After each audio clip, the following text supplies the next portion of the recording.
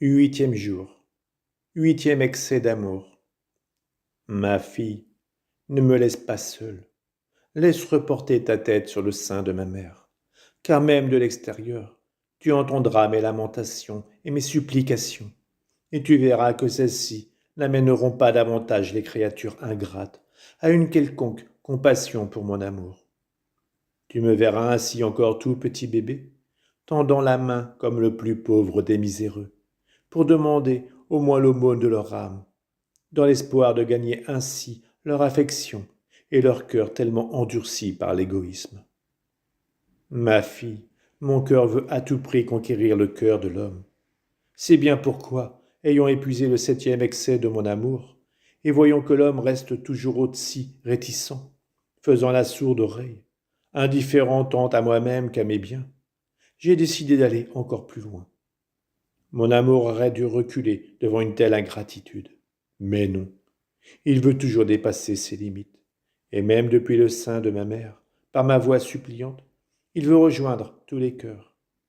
J'emploie les manières les plus persuasives, les mots les plus doux et les plus touchants, les prières les plus ferventes pour attendrir jusqu'aux fibres du cœur de l'homme et pour obtenir, tu sais quoi, le cœur même de la créature. À la créature, je dis, mon enfant, donne-moi ton cœur, il m'appartient. Je te donnerai tout ce que tu veux, et moi, en personne par surcroît, si tu me donnes seulement ton cœur en échange, en dépit de sa froideur et de son manque d'amour. Viens, et je le réchaufferai à la chaleur de mon propre cœur, et il s'enflammera pour détruire en toi toutes tes affections du monde. Comme tu le sais, je suis descendu du ciel pour m'incarner dans le sein de ma mère, et je l'ai fait uniquement pour te faire entrer à ton tour dans le sein de mon Père éternel. Oh, ne me le refuse pas. Ne laisse pas s'envoler mes espoirs, car ils seront pour toi l'assurance de biens infinis. Malgré tout cela, j'ai vu que la créature ne voulait pas encore accepter mon amour. En effet, elle me tourna le dos et s'éloigna de moi. J'ai donc essayé de la retenir, en gémissant avec les supplications les plus tendres et les plus émouvantes. Et joignant mes petites mains, j'ai tenté de l'implorer en sanglotant. Ah, ma petite âme, ne vois-tu pas que je suis le petit mendiant qui demande l'aumône de ton cœur? Mon enfant, est-il possible que tu ne veuilles pas comprendre que ma présence ici n'est que l'excès le plus débordant de mon amour sans retour?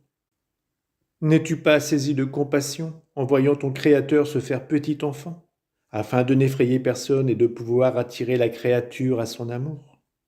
Il s'humilie pour faire l'aumône du cœur, défiguré de cette créature entêtée et obstinée.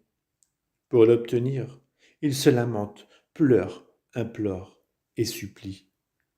Ton cœur n'est-il pas ému en voyant tout cela?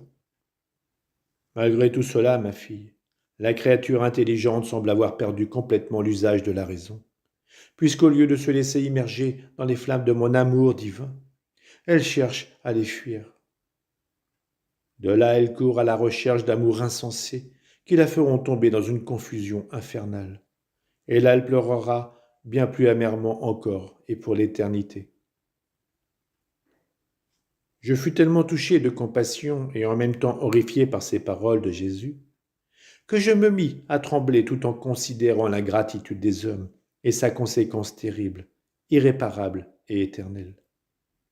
Plongé dans cette double considération, j'entendis dans mon cœur la voix de Jésus qui me dit « Ma fille, veux-tu me donner ton cœur?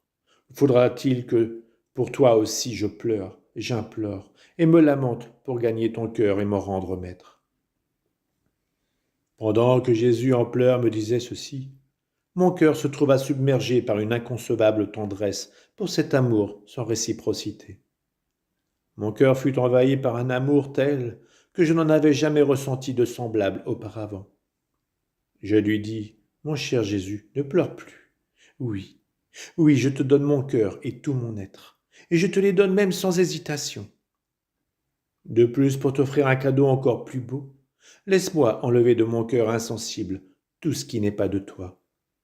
Donne-moi la grâce efficace de le rendre semblable au tien. Alors tu pourras y faire ta demeure, inébranlable et fidèle. Sans attendre, Jésus ajouta, « Ma fille, il est temps pour toi d'aller considérer le neuvième excès de mon amour.